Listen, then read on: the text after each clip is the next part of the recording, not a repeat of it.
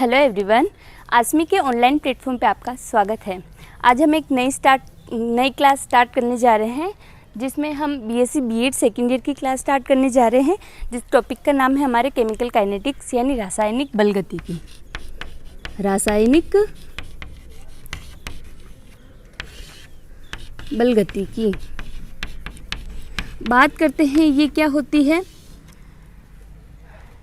रासायनिक बलगतिकी। ये अगर हम बीएससी के वे में देखें तो ये बीएससी थर्ड ईयर की फिजिकल केमिस्ट्री में होता है। फिजिकल केमिस्ट्री का टॉपिक है रासायनिक बलगतिकी। हम कोई जैसे सबसे बेसिक से उठाते इसको कि जैसे कोई एक रिएक्शन है, ए से बन रहा है बी प्रोडक्ट। हमारा कोई रिएक्टेंट ए है और हमारे पास प्रोडक्ट बन रहा है बी। बात आती है तीन कंडीशन, हम इस रिएक्शन को देखकर हम तीन कंडीशन का अनुमान लगा सकते हैं कि पहला कि रिएक्शन होगी या नहीं होगी, रिएक्शन होगी या नहीं होगी। अगर रिएक्शन होगी, पहला है रिएक्शन होगी या नहीं होगी। दूसरी बात आती है कि अगर होगी तो उसकी रेट क्या होगी, किस स्पीड से होगी, कितना टाइम लगेगा, किस स्पीड से होगी। ये दूसरा आ गया स्पीड क्या होगी। स्पीड को हम क्या बोल सकते हैं कि उसकी रेट क्या होगी, यानी उसका वेग क्या होगा, उसकी गति क्या होगी। स्पीड को हम इसकी रेट बोल सकते हैं या फिर इसकी काइनेटिक्स क्या होगी, ये हम काइनेटिक्स कह देते हैं कि इसकी काइनेटिक्स क्या होगी। ठीक बात है, काइनेटिक्स यानी इसकी गति क्या होगी, एक ही बात है। तीसरी बात आती है कि अगर रिएक्शन की हमने गति भी निकाल ली, तीसरी बात आती है कि ये रिएक्शन जो हो रही है कहाँ तक पहुँचेगी। ठीक है ना, कहाँ तक जाएगी ये रिएक्शन, यानी कहाँ तक होगी। तीन हमारे मन में क्वेश्चन आते हैं किसी रिएक्शन को देखकर। तीन क्वेश्चन आ रहे हैं कि रिएक्शन होगी या नहीं होगी। आप केमिस्ट्री लैब में जाते हो, आपने कोई दो केमिकल उठा लिए। जैसे ही उन दोनों केमिकल को आपने मिलाया, आपको नहीं पता कि रिएक्शन होगी या नहीं होगी। इसके लिए हम कैसे पता लगाएंगे कि रिएक्शन होगी या नहीं होगी। इसके लिए हम पहला जो हमारा क्वेश्चन है, इसका आंसर हमें इससे मिल जाता है कि हम कैसे पता लगा सकते हैं कि रिएक्शन होगी या नहीं होगी।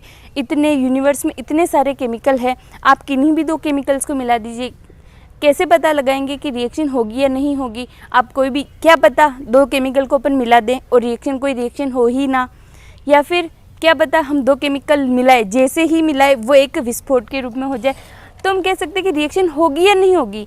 ये चीज़ हमें कौन बताता है, रिएक्शन होगी या नहीं होगी, ये हमें कौन बताता है, तो ये हमें बताती है थर्मोडायनेमिक्स। ये हमें बताती है थर्मोडायनेमिक्स, यानी ऊष्मागतिकी से हम ये पता लगा सकते हैं कि कोई रिएक्शन संभव है या नहीं है। ठीक है, अब हमने कुछ कमियां थर्मोडायनेमिक्स में देखी थी कि जो रिएक्शन की गति है हम थर्मोडायनेमिक्स के द्वारा पता नहीं लगा सकते हैं, तो हम रिएक्शन की रेट है उसको कैसे पता लगाएंगे। जो रिएक्शन की रेट है उसको कैसे पता लगाएंगे, उसको हम पता लगा सकते हैं केमिकल काइनेटिक्स से। केमिकल काइनेटिक्स से मतलब जो अपने पास रिएक्शन हो रही है उसकी गति क्या होगी, जो रिएक्शन है उसकी गति क्या होगी, उसको हम केमिकल काइनेटिक्स यानी रासायनिक बलगति से हम पता लगा सकते हैं। ये बात हो गई। तीसरी बात आती है कि रिएक्शन हो रही है, कहाँ तक होगी रिएक्शन आपने स्टार्ट कर दी, ए से बी आपके पास प्रोडक्ट बन रहा है, लेकिन वो कहाँ तक होगी, कितना प्रोडक्ट क्या बनेगा, उसको हम रासायनिक साम्य में स्टडी करते हैं। कहाँ तक होगी तो उसको हम रासायनिक साम्य में स्टडी करते हैं। तीन आपके एक रिएक्शन से रिलेटेड आपके पास तीन टॉपिक हो गए कि रिएक्शन होगी कि नहीं होगी, उसका वेग क्या होगा और कहाँ तक होगी। तीनों चीज़ों को हम अलग अलग टॉपिक के अंदर पढ़ते हैं। हम थर्मोडायनेमिक्स पढ़ते हैं, हम केमिकल काइनेटिक्स पढ़ते हैं और केमिकल इक्विलिब्रियम पढ़ते हैं। ठीक है, रासायनिक साम्य पढ़ते हैं। ये चीज़ हो गई।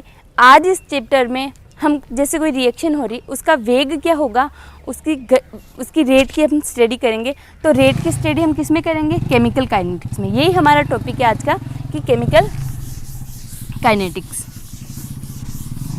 केमिकल काइनेटिक्स हम केमिकल काइनेटिक्स को डिफाइन कैसे कर सकते हैं कि रसायन विज्ञान की वह शाखा, रसायन विज्ञान केमिस्ट्री की वो ब्रांच है, या फिर हम ऐसे कह सकते हैं कि फिजिकल केमिस्ट्री की वह शाखा, ठीक है ना, फिजिकल केमिस्ट्री की वह शाखा जिसमें हम अभिक्रिया के वेग को प्रभावित करने वाले कारक और अभिक्रिया की क्रियाविधि को हम स्टडी करते हैं, उसको हम केमिकल काइनेटिक्स कह सकते हैं। बट लिखते हैं हम कि इसमें हम क्या क्या स्टडी करेंगे।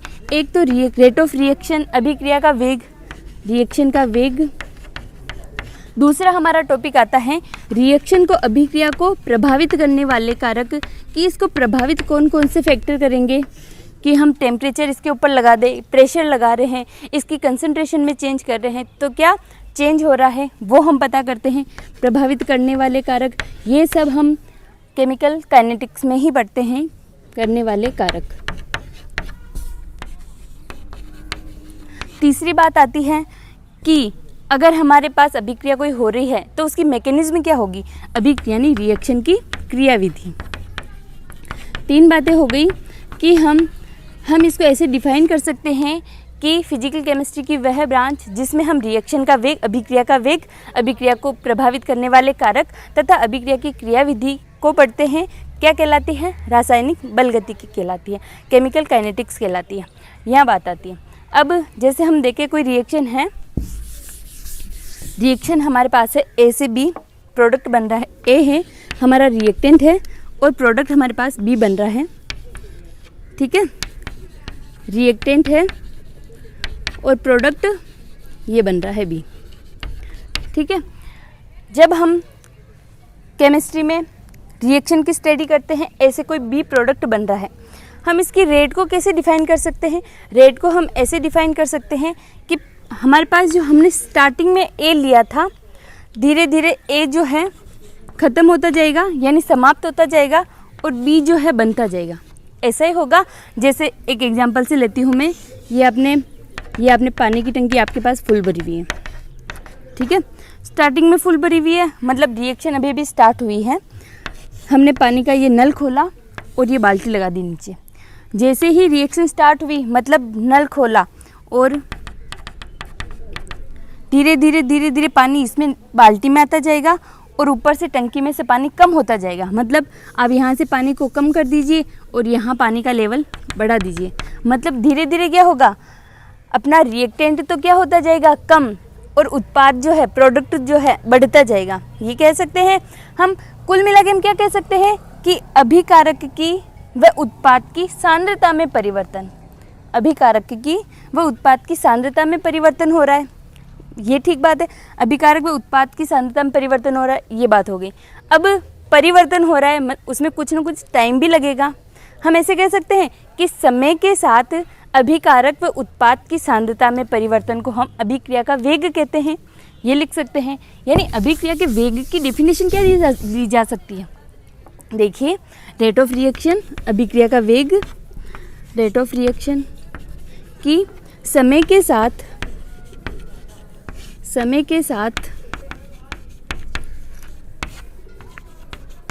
अभिकारक व उत्पाद की, अभिकारक व उत्पाद की सांद्रता में परिवर्तन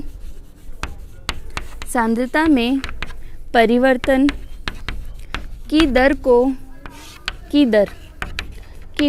क्या कहलाती है, रेट ऑफ रिएक्शन कहलाती है। रेट ऑफ रिएक्शन को हम ऐसे डिफाइन कर सकते हैं। मैं इसके लिए अगर फॉर्मूला लिखूं तो ये आप देखिए, dr, यहाँ आप देख लीजिए, आप परिवर्तन को डेल्टा से शो करते हैं।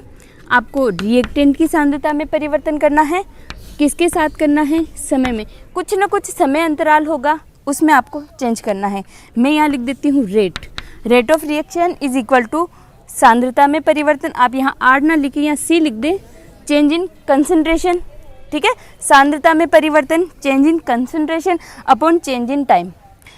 समय के साथ अभिकारक व उत्पाद की सांद्रता में परिवर्तन को हम क्या कह सकते हैं, रेट ऑफ रिएक्शन, अभिक्रिया का वेग कह सकते हैं। ठीक बात है, अभिक्रिया का वेग हो गया। अब मैं एक रिएक्शन लिखती हूँ, एक रिएक्शन लिखूँ मैं, ए से बी प्रोडक्ट बन रहा है अपने पास, वही प्रोडक्ट ए से बी बन रहा है, ये हमारे पास ए से बी प्रोडक्ट बन रहा है।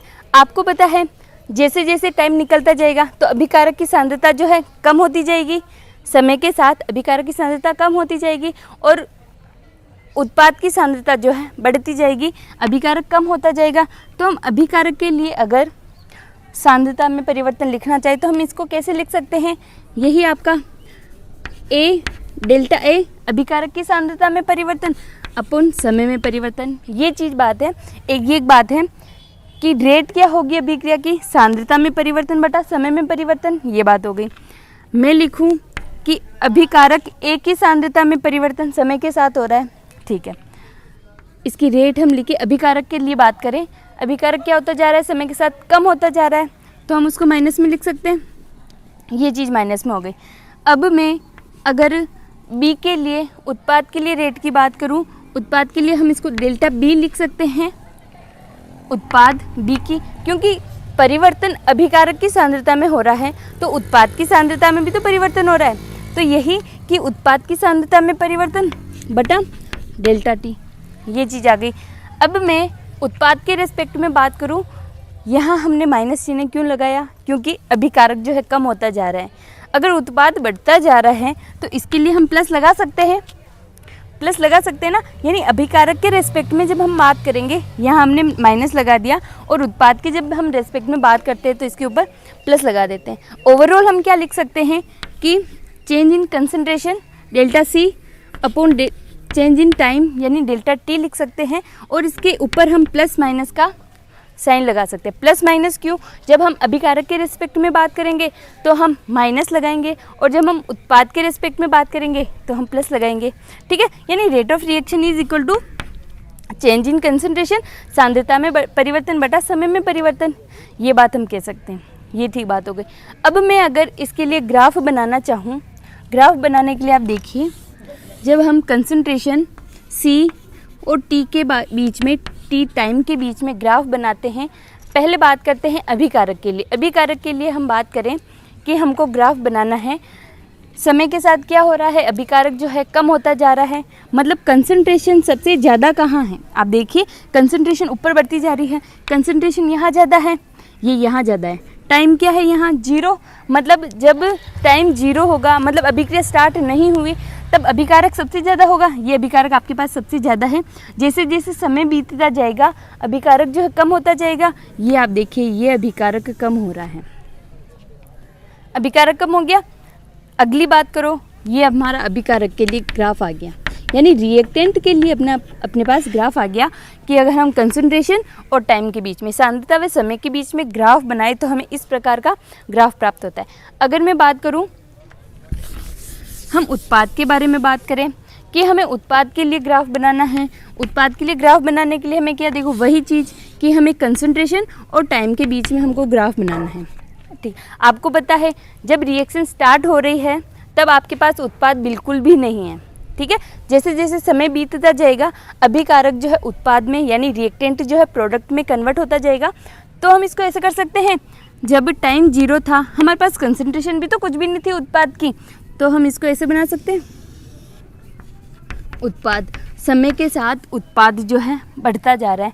जब हम कंसंट्रेशन और टाइम के बीच में ग्राफ प्लॉट करते हैं तो उत्पाद की सांद्रता समय के साथ बढ़ती है, ये बात हो गई। मैं इनको कंबाइंड रूप से बनाऊं, ये आप देखिए कंबाइंड रूप से बनाने के लिए यही आपका कंसंट्रेशन बढ़ रही है ऊपर, ये टाइम आपका बढ़ रहा है, इन दोनों को हम साथ में बनाएं तो ये देखिए ये आपका अभिकारक के लिए आ जाएगा और ये आपका उत्पाद के लिए आ जाएगा, ठीक बात है। ये आपका उत्पाद के लिए प्रोडक्ट के लिए है और ये आपका रिएक्टेंट के लिए यानी अभिकारक के लिए, अभिकारक व उत्पाद की सांद्रता में परिवर्तन हो रहा है, ठीक है, अभिकारक व उत्पाद की। अब मैं एक रिएक्शन की बात करती हूँ, समझ में आया, आगे बात करते हैं। अभिकारक और उत्पाद तो हमने ले लिया, अब अपन बात करते हैं एक रिएक्शन की बात करते हैं। जैसे हमारे पास ए है प्लस बी है जो है सी प्लस डी बना रहे हैं, इनके लिए आपको रेट लिखनी है यानी रेट ऑफ रिएक्शन लिखनी है। रेट को हम आर से शो करते हैं, रेट ऑफ रिएक्शन को अभिक्रिया का वेग लिखना है। इनके लिए हम कैसे लिखते हैं अभिक्रिया के वेग को, आप देखना, मैंने आपको बताया था रेट का फॉर्मूला क्या होता है, change in concentration upon change in time, यही होता है। अब हम इस रिएक्शन के रेस्पेक्ट में जब हम रेट को लिखेंगे तो कैसे लिखेंगे, आपको पता है ये दोनों क्या है, रिएक्टेंट, ये दोनों क्या है, प्रोडक्ट। ठीक बात है, रिएक्टेंट एंड प्रोडक्ट। अब रिएक्टेंट के लिए मैं अगर रेट लिखूं, क्या लिखेंगे हम, यहाँ लगाएंगे माइनस, क्योंकि समय के साथ अभिकारक की सांद्रता कम होती जा रही है, ये माइनस मैंने लगा दिया। डेल्टा ए यानी ए की सांद्रता में परिवर्तन किसके साथ, समय के साथ, ये ठीक है। इज इक्वल टू वापस बी के रेस्पेक्ट में लिखना है, यानी minus B minus delta B upon delta T, B के रेस्पेक्ट में बात करें इज इक्वल टू प्रोडक्ट के रेस्पेक्ट में जब हम बात करेंगे तो इसके लिए हम प्लस लगाएंगे, plus delta C upon delta T, वही बात is equal to plus D delta D upon delta T. ठीक है, ये हमने इसके लिए रेट निकाल ली। हमको कोई क्वेश्चन गिवन है, ए प्लस पी बी जो है सी प्लस डी बना रहे हैं, तो हमको ये रिएक्टेंट हो गए और इसके लिए प्रोडक्ट के लिए हमने रेट निकाल ली, ये बात हो गई। अब मैं एक बात और करूँ, अगर मैं इनके आगे स्टाइक्योमेट्री गुणांक लगा दूँ तो, स्टाइक्योमेट्री गुणांक लगा दूँ तो, बात करते हैं स्टाइक्योमेट्री गुणांक लगाने की। ये देखिए, ये आपके पास N1 मॉलिक्यूल है, कोई N1 मॉलिक्यूल है, N1 के ए के N1 मॉलिक्यूल है, प्लस N2 के B मॉलिक्यूल है, जो है N3 मॉलिक्यूल बना रहे हैं C के, और N4 मॉलिक्यूल बना रहे हैं D के। ये आपके पास स्टाइक्योमेट्रिक गुणांक होंगे। ये N1 जो है आपके पास XYZ यानी 1 2 3 4 5 6 7 कुछ भी हो सकता है, कितने भी अभिकारक क्रिया कर सकते हैं और कितने भी आपके पास उत्पाद बन सकते हैं। ठीक बात है, ये आपके पास रिएक्टेंट हो गए और ये आपके पास प्रोडक्ट हो गए। ठीक है, अगर मैं इसके लिए रेट लिखूं, ये आप रेट लिखिए। रेट कैसे लिखेंगे कि जैसे आपने पहले लिखा कि अभिकारक की सांद्रता में परिवर्तन बटा समय, ठीक है, change in concentration of A, change in time, ये चीज़ आ गई, आप लगा दीजिए माइनस। लेकिन हमारे पास क्या है, स्टाइक्योमेट्रिक गुणांक है, तो हम इसको कैसे लिखेंगे, 1/N1, ठीक है, इज इक्वल टू बी के रेस्पेक्ट में लिखे तो 1/N2 आ जाएगा, ये minus delta B upon delta T. ठीक है, आगे बात करें, यही इज इक्वल टू 1/N3, ये प्लस लगा दिया हमने, delta C upon delta T is equal to plus 1/N4 delta D upon delta T. D आपका यहाँ कैपिटल आएगा। अगर आपको क्वेश्चन में स्टाइक्योमेट्रिक गुणांक आगे दे रखे तो आप उसको अपॉन में लिख के से सोल्व कर सकते हैं। एग्जाम्पल दीजिए कि हम कैसे इसको सोल्व कर सकते हैं। आपका एग्जाम्पल है, अमोनिया गैस का निर्माण कीजिए आप, N2 प्लस 3H2 2NH3 क्या है हमारे पास रिएक्टेंट, नाइट्रोजन और हाइड्रोजन हमारे पास रिएक्टेंट है और मिलकर क्या बना रहे हैं, अमोनिया गैस बना रहे हैं। इसके लिए मैं बोलूँ वेग आपको लिखना है, रेट ऑफ रिएक्शन लिखनी है आपको, आप इसके लिए वेग लिख दीजिए। क्या लिखोगे, delta is equal to delta N2, इसको कंसंट्रेशन को आप ब्रैकेट में बंद कर दीजिएगा, डेल्टा टी, ये बात आ गई। लेकिन क्या है, अभिकारक है, ये माइनस, इज इक्वल टू 1/3, आपने अभिकारक के लिए आप माइनस लगाएंगे, ये H2 अपॉन डेल्टा टी। ठीक है, हम उत्पाद के रिस्पेक्ट में बात करें तो यही 1/2 NH3 और ये डेल्टा टी। ठीक है, मैंने यहाँ पे माइनस क्यों नहीं लगाया, क्योंकि हम यहाँ प्रोडक्ट के रेस्पेक्ट में बात करें। ठीक है, ये आपकी रिएक्शन हो गई, इसके लिए हम रेट ऐसे लिख सकते हैं। ठीक है, अब हम बात करें रेट जो है, रेट भी 2-3 प्रकार की होती है कि हम अलग अलग प्रकार से रेट निकाल सकते हैं। जैसे मान लो कि एक रिएक्शन हो रही है, स्टार्टिंग में वो तेज़ गति से चल रही है, फिर धीरे गति से चल रही है, वापस उसकी रेट जो है बढ़ जाती है, बाद में कम हो जाती है। ठीक है, जैसे वेग बढ़ रहा है, वेग कम हो रहा है, वेग बढ़ रहा है, वेग कम हो रहा है, मतलब वेग में उतार चढ़ाव आ रहा है। तो हम उसको ऐसे एक ही अपन वेग निकाले कि अभिक्रिया का टोटल जो वेग है वो क्या होगा, टोटल वेग जो है क्या होगा, तो हम इसको औसत वेग के रूप में निकाल सकते हैं। तो हम इसको औसत वेग के रूप में कि इसका एवरेज वेग क्या होगा, भले बढ़ रहा है घट रहा है, बढ़ रहा है घट रहा है, लेकिन इसका एवरेज वेग क्या होगा, औसत वेग इसका क्या होगा। औसत वेग की बात करें औसत वेग कैसे निकालेंगे हम कि सांद्रता में परिवर्तन बटा समय में परिवर्तन, हमको वही फॉर्मूला लगाना है, change in concentration delta C upon delta T. औसत वेग की बात हम नेक्स्ट क्लास में करेंगे। आज के लिए इतने, थैंक यू।